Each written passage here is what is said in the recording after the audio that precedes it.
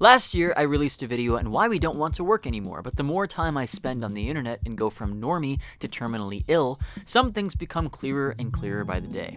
The elite class either don't care, don't get it, or are just master gaslighters. But who are those people?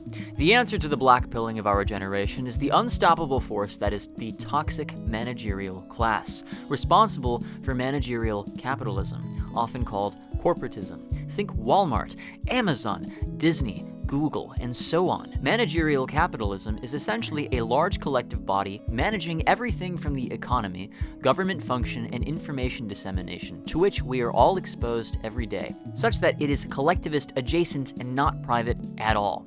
The entire elite is interconnected in serving their own interest for the sake of the growth of their own class, beckoning us to partake in mindless hedonism as a means to train consumer behavior to program you into buying. I, as well as you probably too, ask ourselves, why are governments so incompetent across the world? Why are they all claiming to help the people only to get nothing done? And as it turns out, when a class of people is more concerned about its own growth than the well-being of the people it's supposed to serve, naturally you'll find yourself running into a slew of existential problems. Managerial capitalism strategically turns culture into surmountable barriers to help increase its class size, but old capitalism was once more entrepreneurial.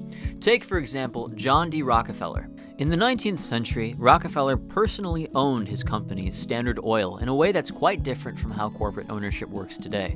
Back then, it wasn't about being a CEO hired by a board of directors or holding a small percentage of the company's shares. Rockefeller was Standard Oil, meaning he and his close associates had almost total control over the company's operations, decisions, and profits. Today, managers, like CEOs, are typically employees of the company, and owners essentially own nothing. They might have some stock options or shares, but they answer to a board of directors and represent shareholders, who are the actual owners, while the original owners are nothing more than the beneficiaries of the managerial class's interests. It's a much more distributed and public system of ownership. For instance, Jeff Bezos founded Amazon and initially held significant ownership, but over time, as the company grew and went public, ownership became more dispersed among shareholders. Rockefeller's control, however, was centralized and autocratic. He consolidated power through trusts where he and a small group of trustees controlled multiple companies under one umbrella.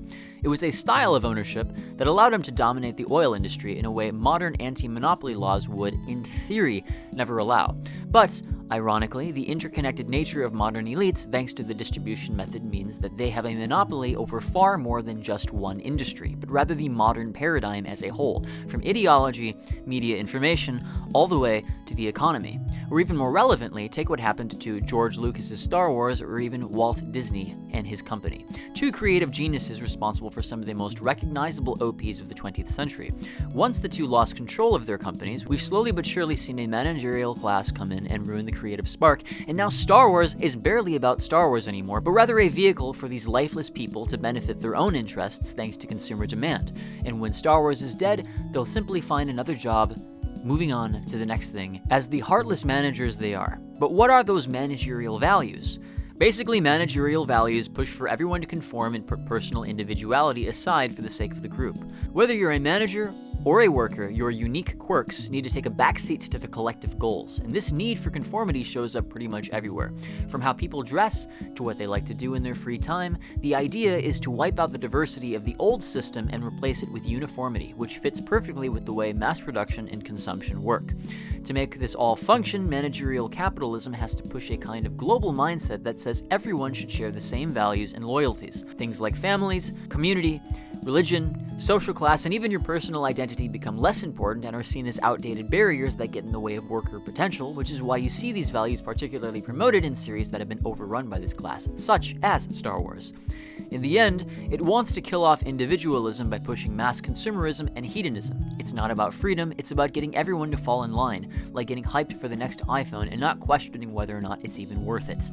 So back to the main point. In layman's terms, this class does not require traditional means to ascend among ranks like birthright, inheritance, or strict moral codes, but rather specific formal training, providing complex skills as a base of entry, making an incentive to encourage a reliance on technical skills that diminishes old elite power, which is why over the course of the 20th century, we've gone from the old aristocratic to the managerial elite requiring college educations.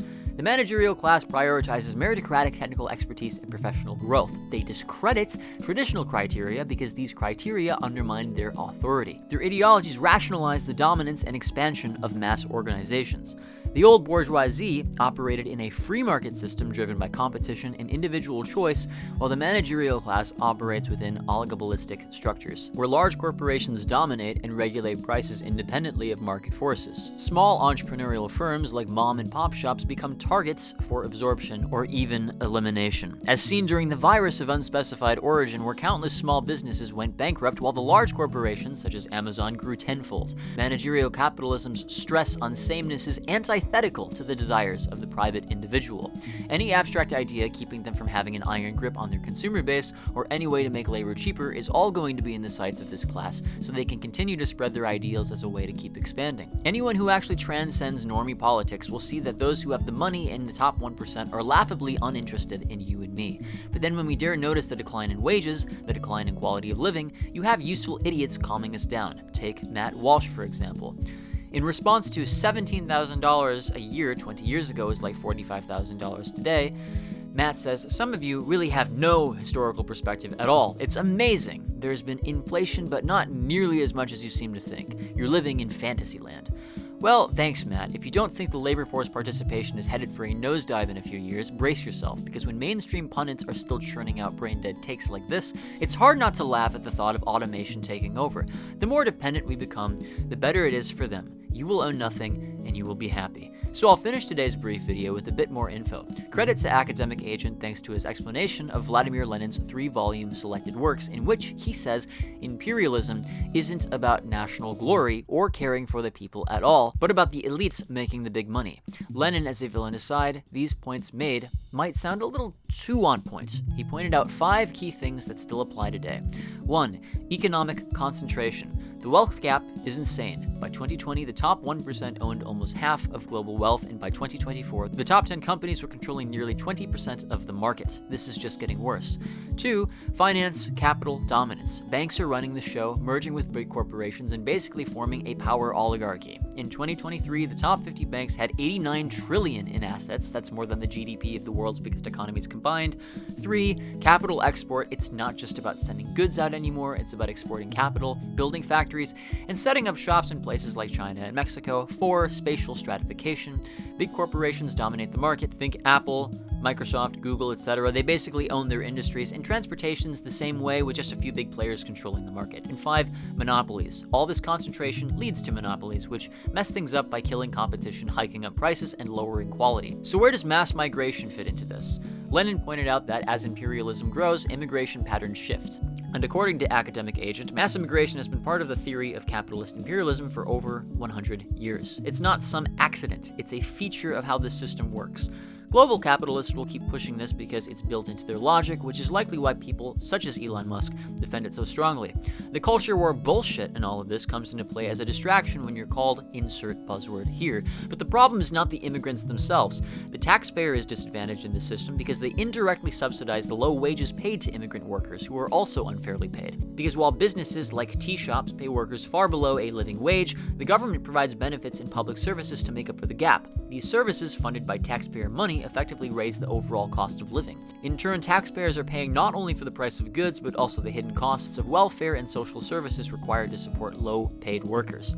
This creates an imbalance where businesses benefit from cheap labor, while the public shoulders the financial burden. By keeping wages low, businesses reduce their operating costs, leading to higher tax revenues from corporate profits, even if individual wages are low. All I can say is you don't hate them enough.